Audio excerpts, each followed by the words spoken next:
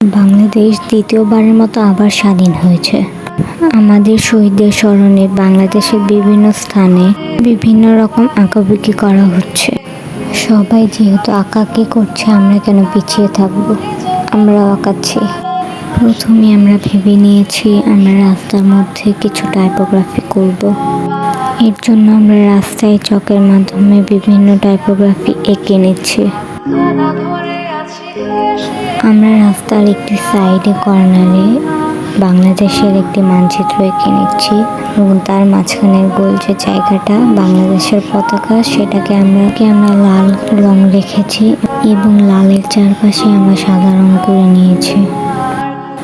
আমরা 8-9 জন মিলে দলে ভাগ হয়ে নিয়েছি এই কাজটি করার জন্য। এক একটি দল এক এক রকম টাইপোগ্রাফি করেছে।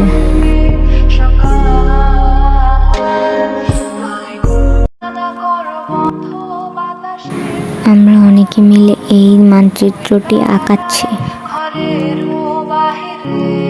আমরা অনেকে মিলে এই কাজটি করছি। এখানে অনেক মানুষ।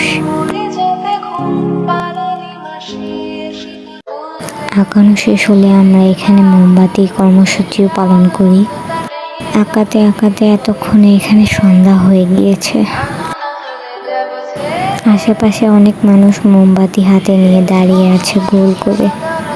এখানে সবার মনে একটি প্রশ্ন অবশ্যই এসেছে যে বাংলাদেশের পতাকাতে সবুজ এবং লাল কালার, কিন্তু আমরা তাহলে লাল এবং সাদা রং কেন দিচ্ছি? ভিডিওর শেষ ছবিটি দেখলে আপনারা বুঝতে পারবেন যে আমরা এই কাজটি কেন করেছি।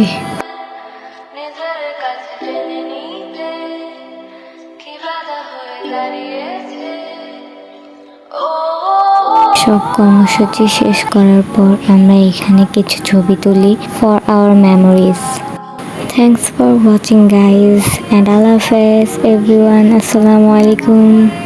This is the final result of our মানচিত্র।